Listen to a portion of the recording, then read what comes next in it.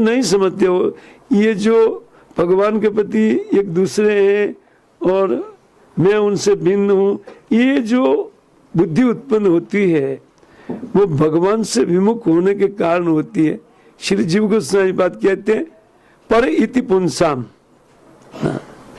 ये जो स्व पर इति जिनकी बुद्धि में है ऐसे पुरुष ऐसा क्यों हुआ?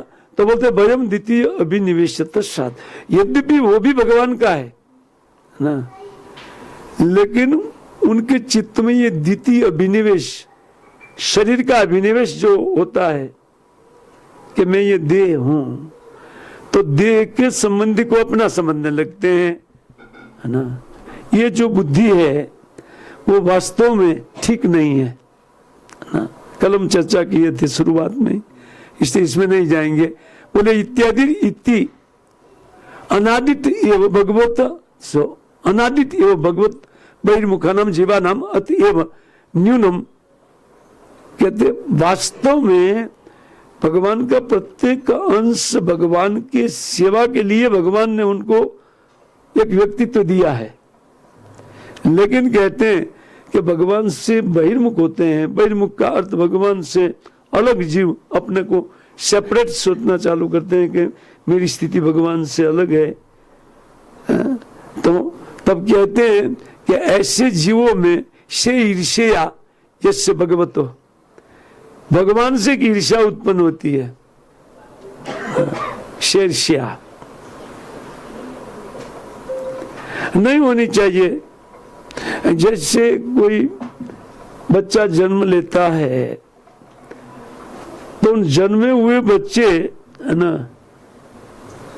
तू इधर आ जाए, उठ उठ, वो उसको ले नहीं जाऊंगा, मतलब एक बहुत हो मेरे पे, एक काफी है मेरे लिए। और माता सोच रहा दूसरे को भी बगल में बिठा रहे, एक तो बैठा है सामने, वो अब इसका कोई कमी, इसको वो आपके लिए है, इधर बैठ, जो ये यहाँ बैठ जाए क्योंकि वो उधर मार्ग में है ना, इसलिए माता बोले दोनों को।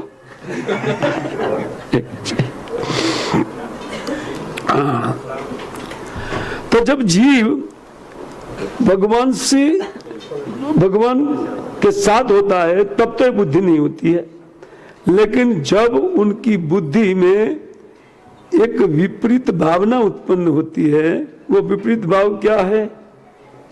देखिए, जीव एक इंस्ट्रूमेंट है, एक साधन है। वो भगवान को प्रेम करे और फिर उसके प्रेम का आस्वादन भगवान को प्रिय है। कोई भगवान को प्रेम करता है, अरे अपने को कोई प्रेम करता तो कितना अच्छा लगता है ना।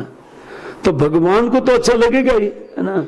और वास्तव में प्रेम करने के लिए हमको एक सेपरेट स्वरूप दिया है कि वो मुझे प्रेम करे और मैं उसको प्रेम करूं, और इसी से दोनों आनंदित रहे, सुख में रहे।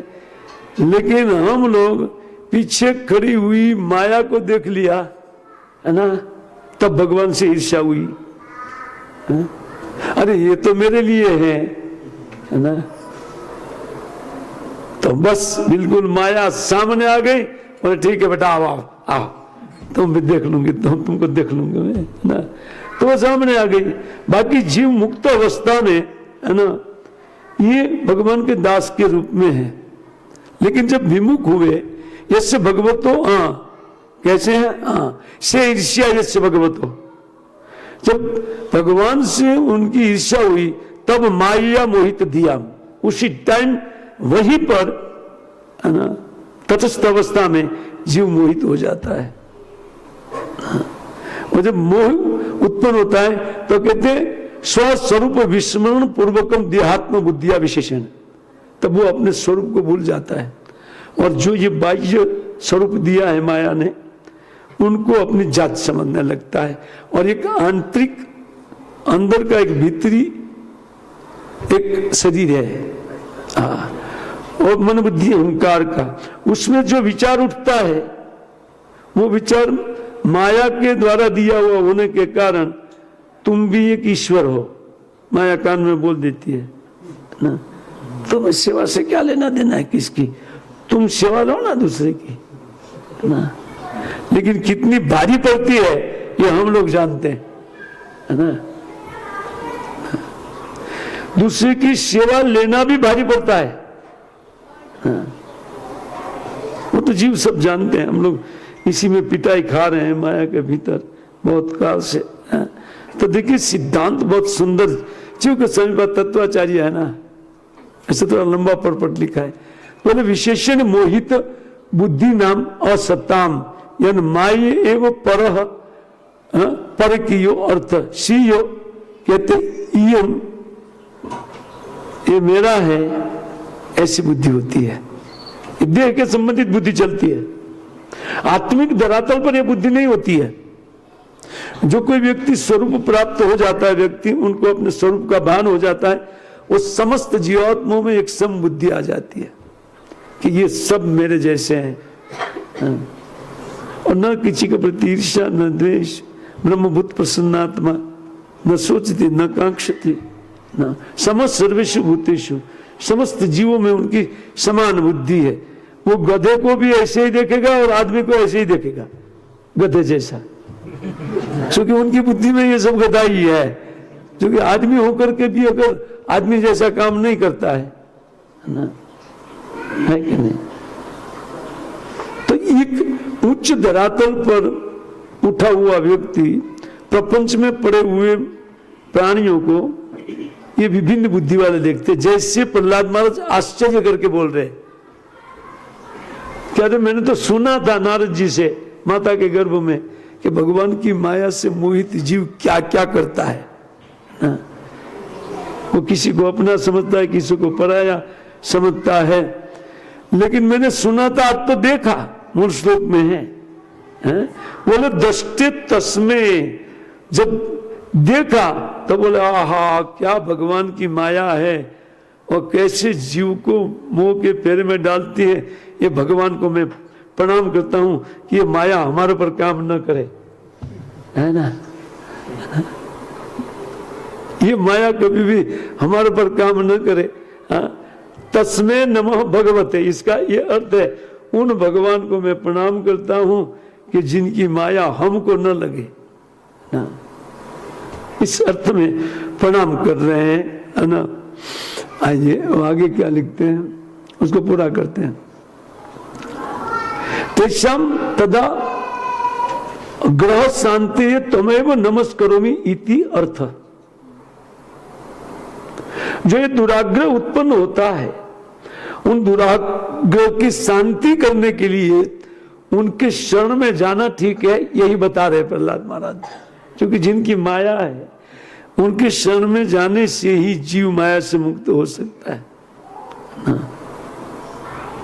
तत्र उपाय सहस्त्र स, आगे लिखते हैं कि इनका एक हजारों उपाय है, हाँ। लेकिन ये गुरु ग्रहण करके गुरु के उपदेश पर, उनके पद चिन्हों पर चलना, वो जो उपदेश देते हैं वो उपदेश के अनुसार भगवान का भजन करना, ये सर्वश्रेष्ठ उपाय है।